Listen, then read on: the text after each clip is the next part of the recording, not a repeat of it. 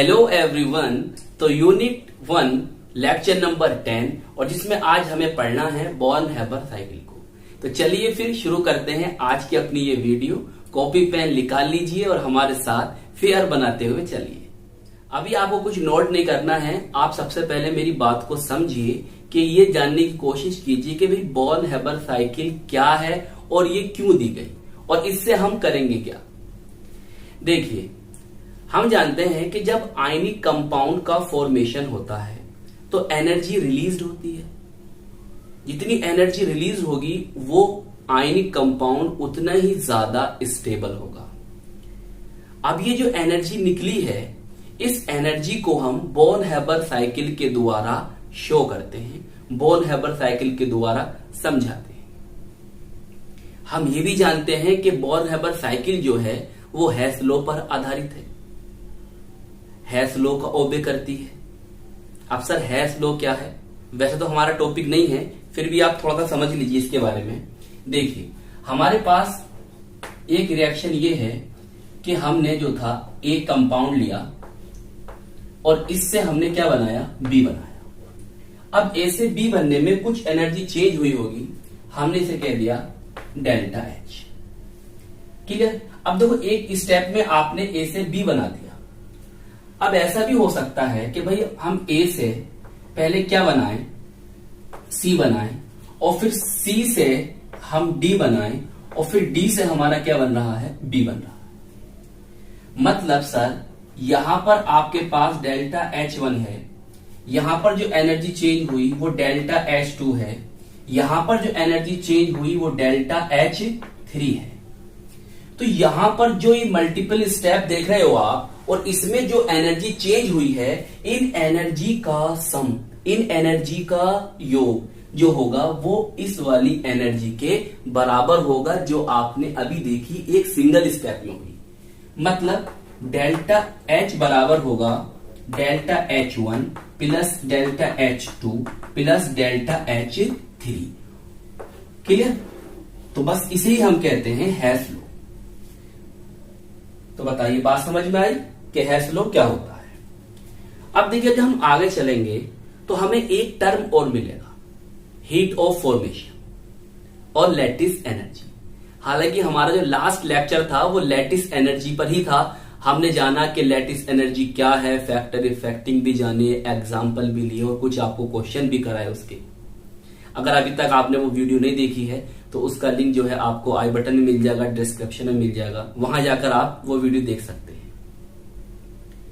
तो heat of formation और lattice energy क्या है, इसको समझने के लिए आपको मैं एक एग्जांपल के द्वारा समझाता हूं। देखिए भाई, हमारे पास ये है सोडियम सॉलिड स्टेट में और हमारे पास है ये क्लोरीन और हमने इसके लिए हाफ मोलिक्यूल, क्लियर, जो कि क्या है, गैसियस स्टेट में, और इससे बना 1 मोल NaCl सोडियम क्लोराइड जो कि क्या है, सॉलिड फॉर्म में। एक ये रिएक्शन है।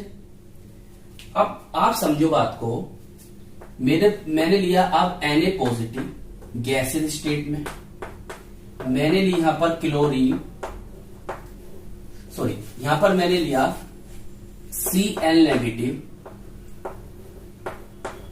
क्लोराइड आयन गैसियस स्टेट में, और इनके फॉर्मेशन से भी 1 मोल सोडियम क्लोराइड बना जो कि है सॉलिड, और एक ये है आयनिक सॉलिड, आयनिक क्रिस्टल। तो ये बात तो आप ध्यान रखो कि हम पढ़ क्या रहे हैं। हम पढ़ रहे हैं बॉर्न हैबर साइकिल पढ़ रहे हैं। अब बॉर्न हैबर साइकिल हमें और अच्छे से समझ में आए तो बॉर्न हैबर साइकिल को पढ़ने से पहले जो उसमें कुछ बातें आएंगी जो बॉर्न हैबर साइकिल से रिलेटेड हैं, हम उन बातों को यहां पर क्लियर कर रहे हैं ताकि हमें बॉर्न हैबर साइकिल और अच्छे से समझ में आ जाए। हेस लॉ मैंने आपको बताया, इसी तरह से मैं आपको बताने की कोशिश कर रहा हूं कि हीट ऑफ फॉर्मेशन और लैटिस एनर्जी क्या है। मैं आपसे यह कहूंगा कि भाई हीट ऑफ फॉर्मेशन को आप लैटिस एनर्जी मत समझना और लैटिस एनर्जी को आप हीट ऑफ फॉर्मेशन मत समझना। दोनों अलग अलग हैं, दोनों की बेसिक कंडीशन जो है वो अलग अलग है। इसी बात को समझाने के लिए हमने आपके सामने ये एग्जांपल रखा है। हालांकि हम लैटिस एनर्जी लास्ट लेक्चर में पढ़ चुके हैं, वो टॉपिक पूरा क्लियर कर चुके हैं, जहां पर हमने लैटिस एनर्जी की डेफिनेशन को सीखा था, फैक्टर ऑफ इफेक्टिंग को जाना था, कुछ एग्जाम्पल लिए थे और कुछ क्वेश्चंस भी आपको कराए थे। अब आप ध्यान से समझो कि भाई इन दोनों एनर्जीज में क्या डिफरेंस है, क्या अंतर है। देखो यहां पर देखो सोडियम क्लोराइड बन रहा है इन सॉलिड फॉर्म, यहां भी सोडियम क्लोराइड बन रहा है सॉलिड फॉर्म में, दोनों के एक एक मोल है। अब दोनों कंडीशन में बनने में एनर्जी क्या होगी, रिलीज होगी। यहां भी एनर्जी रिलीज होगी और यहां भी एनर्जी रिलीज होगी। क्लियर। देखो ये भी एक मोल बना, ये भी एक मोल बना, यहां भी एनर्जी रिलीज हुई, यहां भी एनर्जी रिलीज हुई। यहां तक तो आपको इनमें समानता दिखाई दे रही है, यहां तक तो आपको इनमें सिमिलरिटीज दिखाई दे रही हैं। आप अंतर समझिए जरा। अब देखो आपने इसे बनाया है किन से, इनसे, ये इसके रिएक्टेंट से, ये इसके कंपोनेंट से। आपने इसको बनाया है इनसे, क्लियर, ये इसके कंपोनेंट से, ये इनके रिएक्टेंट से, समझिए। अब देखो यहां पर आप सोडियम देख रहे हो सॉलिड फॉर्म Na, और यहां देख रहे हो गैसियस फॉर्म। यहां देख रहे हो आप क्या है, ये मॉलिक्यूलर फॉर्म में है, गैसियस फॉर्म में है। यहां पर ये आयनिक फॉर्म में है। मतलब सर यहां पर जो रिएक्टेंट्स हैं वो दोनों क्या है, आयनिक फॉर्म में है, जबकि यहां के रिएक्टेंट्स ये सॉलिड है और ये गैस फॉर्म में।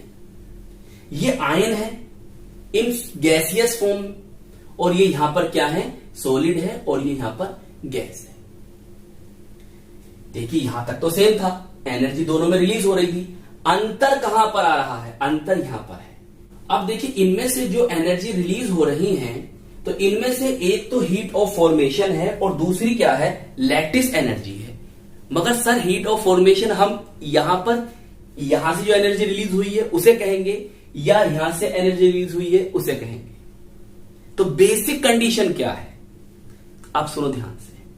हमने लैटिस एनर्जी में सीखा था, जब हमने लैटिस एनर्जी में क्या जाना था, हमने ये जाना था कि गैसियस कैटायन और एनायन के कंबाइन होने से एक मोल आयनिक कंपाउंड बनने में या आयनिक लैटिस बनने में जो एनर्जी रिलीज होती है उसी को कहते हैं लैटिस एनर्जी।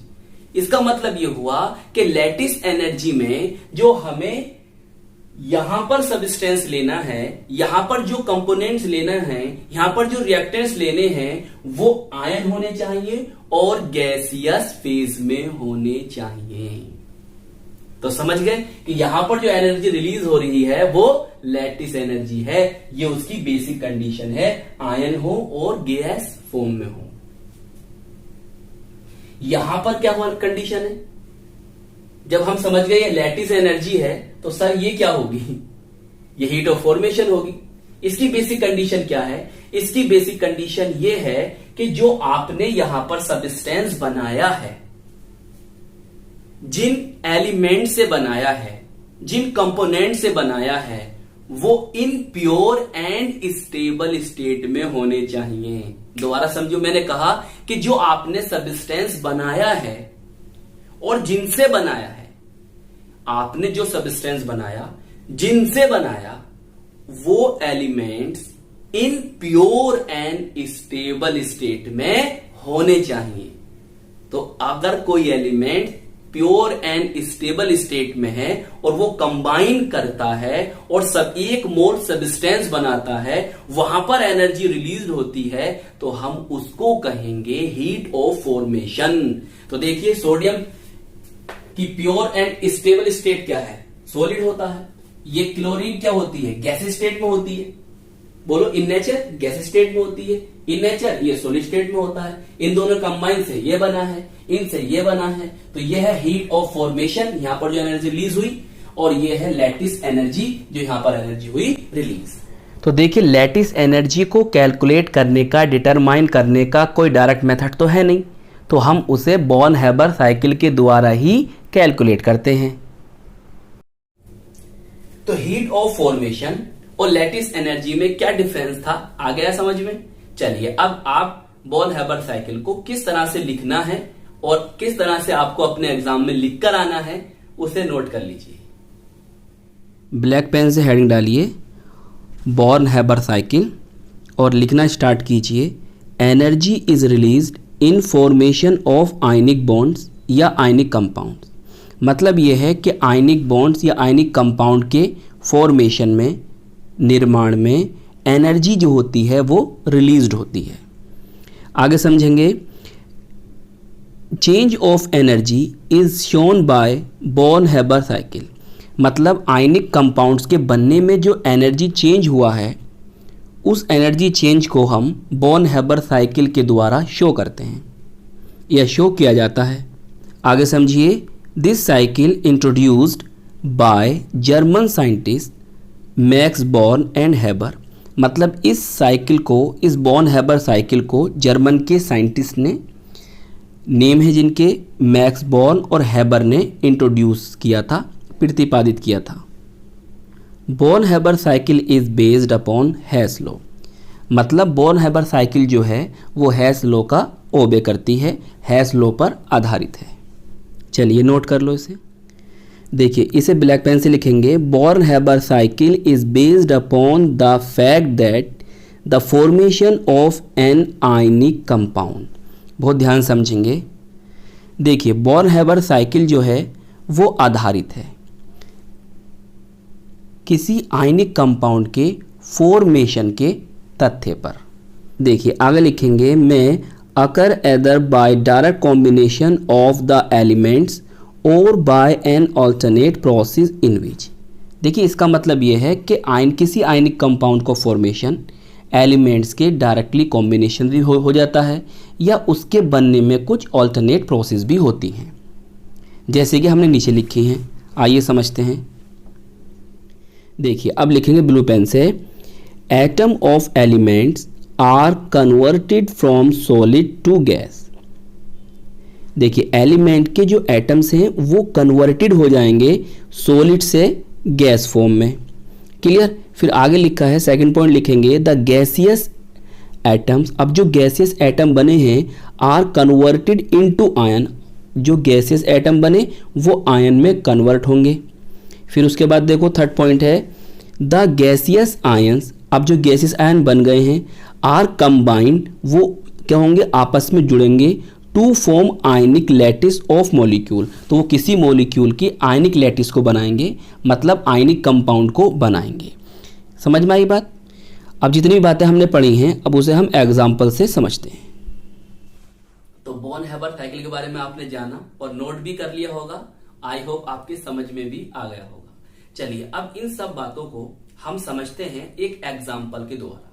तो हम सीखते हैं फॉर्मेशन ऑफ सोडियम क्लोराइड। देखिए ये हमारा सोडियम सॉलिड फॉर्म और हमने यहां पर ली है क्लोरीन गैस और बैलेंस करने के लिए ही लगाया। कैसी फॉर्म में है, गैस फॉर्म में। यहां पर इन दोनों के कंबाइन से क्या बना, NaCl sodium chloride solid form में। यहां पर जो एनर्जी रिलीज होगी उसे क्या कहोगे आप उसे अब डेल्टा HF कहोगे, मतलब हीट ऑफ फॉर्मेशन। क्लियर। इस तरह से डिनोट करते हैं। लैटिस एनर्जी कहोगे आप लैटिस एनर्जी नहीं कहोगे, मैंने आपको बहुत अच्छी तरह से समझा दिया। सही से बनाओ इसको। लो ये F है। क्लियर। अब आप देखो ये सॉलिड है, हम इसको लेकर आए गैस में। तो जब कोई सब्सटेंस सॉलिड से गैस में जाता है तो हम उस प्रोसेस को क्या कहते हैं, सब्लिमेशन। तो ये हमने लिख दिया यहां पर SE सब्लिमेशन एनर्जी। तो यहां पर एनर्जी क्या हुई है, एब्जॉर्ब हुई है, इसने एनर्जी ली और ये सॉलिड से क्या बना, गैस से बना, इसलिए हमने लिखा यहां पर पॉजिटिव एनर्जी यहां पर एब्जॉर्ब हुई है। क्लियर। अब देखिए गैसियस फॉर्म से हम इसे लेकर आएंगे आयनिक फॉर्म में। सॉलिड फॉर्म से गैसियस फॉर्म में लाए तो हम उस प्रोसेस को कहते हैं सब्लिमेशन। वहां पर जो एनर्जी एब्जॉर्ब हुई हमने उसे कह दिया सब्लिमेशन एनर्जी और यहां लगाया प्लस फॉर्म, प्लस चिन्ह, प्लस साइन। क्लियर। अब देखिए गैसियस से हम लाएंगे इसे आयन फॉर्म में, तो यहां से क्या करेंगे, इलेक्ट्रॉन निकलेगा। तो हम जानते हैं कि भाई आयनाइजेशन एनर्जी क्या होता है, आयनाइज एनर्जी होती है किसी गैसियस न्यूट्रल एटम में से इलेक्ट्रॉन को निकालने में जितनी एनर्जी की हमें आवश्यकता होती है, हम उसी को कहते हैं आयनाइजेशन एनर्जी। तो यहां ये गैस फॉर्म में है और यहां से हमने एक इलेक्ट्रॉन निकाला तो उस पर आगा पॉजिटिव 1 चार्ज और ये है गैसियस फॉर्म में रहेगा। तो इसको कहेंगे हम आयनाइजेशन एनर्जी। यहां भी एनर्जी क्या हुई है, आपको लेनी पड़ी है, एब्जॉर्ब हुई है, तो प्लस साइन। क्लियर? अब यहां समझो भाई, ये है आपका मॉलिक्यूलर फॉर्म में, हम इसे लाएंगे एटॉमिक फॉर्म में। तो क्या करना पड़ेगा हमें कि Cl के बीटवीन जो बॉन्ड होंगे उसको तोड़ना होगा। तो bond dissociation energy low, half है तो हाफ करोगे। क्लियर? यहां भी क्या करें आपने, एनर्जी को लिया है तो पॉजिटिव आएगा। अब ये कैसी फॉर्म में आ गया, एटॉमिक फॉर्म, इस तरह से आ गया। अब देखिए, अब हम इसे आयनिक फॉर्म में लेकर आएंगे, मतलब इसे हम आयन बनाएंगे। तो क्या करेंगे भाई, क्लोरीन क्या करेगा, इलेक्ट्रॉन को लेगा। जब कोई इलेक्ट्रॉन को लेता है गैसियस फॉर्म में, तो हमने क्या जाना भाई, इलेक्ट्रॉन एफिनिटी जानी है नहीं, कि कोई एटम, कोई गैसियस न्यूट्रल एटम जब एक इलेक्ट्रॉन लेता है तो एनर्जी क्या होती है, रिलीज होती है। एनर्जी क्या होती है, रिलीज। देखिए अभी तक एनर्जी क्या हो रही थी, एब्जॉर्ब हो रही थी, और अब एनर्जी क्या हो रही है, रिलीज हो रही है। तो इसलिए यहां पर क्या आगा, माइनस। तो ये हो गई आपकी इलेक्ट्रॉन एफिनिटी। इसने इलेक्ट्रॉन ले लिया, कितने इलेक्ट्रॉन लिए, एक लिया, तो इस पर क्या आगा, -1 चार्ज, और ये भी आ गया गैस फॉर्म। ठीक है? तो आप देखिए, आप इस फॉर्म से इस फॉर्म में इनको लेकर आए हो। क्लियर? आप देखिए गैसियस फॉर्म में आपके पास ये कैटायन है और ये एनायन है, दोनों को क्या कर दिया मैंने, कंबाइन कर दिया। और कंबाइन करने से क्या बना, हमारा सोडियम क्लोराइड बना। तो अब देखिए गैसेस स्टेट में कैटायन और एनायन के कॉम्बिनेशन से जो एनर्जी रिलीज होती है, हम उसको क्या कहते हैं, हम उसको कहते हैं लैटिस एनर्जी। क्या कहते हैं, लैटिस एनर्जी। अभी मैंने समझाया था, तो मैं इसे डिनोट कर रहा हूं Le से। क्लियर? आपको किसी किताब में मिल सकता है U लिखा हुआ भी। क्लियर? तो ये हो गई आपकी लैटिस एनर्जी। बताओ, इतनी बात समझ में आ गई? बिल्कुल। अब इनकी इक्वेशन लिख दो। देखो, डेल्टा HF जो होगा इक्वल होगा किसके इक्वल होगा, देखो ये कौन है, एनर्जी ऑफ सब्लिमेशन, ये सब्लिमेशन एनर्जी ऑफ सोडियम। फिर देखो प्लस आयनाइजेशन एनर्जी ऑफ कौन, सोडियम। फिर आओ डिसोसिएशन एनर्जी De/2, यहां दिखाई दे रहा होगा नहीं आपको। फिर क्या है आपके पास, -EA। क्लियर? लो इस तरह। और फिर बचा आपके पास क्या, माइनस लैटिस एनर्जी। क्लियर? लो इस तरह से इसे लिख लो आप। क्लियर? और अब वेयर लिखो, वेयर लिखो भाई, और वे लिखकर इन बातों को लिखो। चलो इतना नोट करो आप जल्दी से। अब देखिए इसे लिखिए, SE क्या है, sublimation energy of sodium. IE क्या है, ionization energy of sodium. DE क्या है, dissociation energy of chlorine. LE क्या है, लैटिस एनर्जी है। और डेल्टा HF क्या है, हीट ऑफ फॉर्मेशन है। ये भी आप नोट कर लो। अब देखिए ब्लैक पेन से डाल दीजिए applications of Born Haber cycle. Number first है, Born Haber cycle is primarily used in calculating the lattice energy. मतलब ये हुआ कि बॉर्न हैबर साइकिल का यूज्ड मुख्य रूप से लैटिस एनर्जी को कैलकुलेट करने में किया जाता है। नेक्स्ट पॉइंट है, to calculate the heat of formation. Heat of formation को कैलकुलेट करना। फिर है ionization energy and electron affinity can be calculated of any atom. मतलब किसी भी एटम की इलेक्ट्रॉन एफिनिटी और आयनाइजेशन एनर्जी को भी क्या कर सकते हैं, कैलकुलेट कर सकते हैं बॉर्न हैबर साइकिल के द्वारा। देखिए नेक्स्ट पॉइंट है, sublimation energy is determined also by born Haber cycle. मतलब सब्लिमेशन एनर्जी को भी आप डिटरमाइन कर सकते हैं बॉर्न हैबर साइकिल के द्वारा। फोर्थ पॉइंट है energy change in formation of ionic bond is shown by born Haber cycle, मतलब आयनिक बॉन्ड के बनने में फॉर्मेशन में जो एनर्जी चेंज हुई है उसको हम बॉर्न हैबर साइकिल के द्वारा शो कर सकते हैं, प्रदर्शित कर सकते हैं।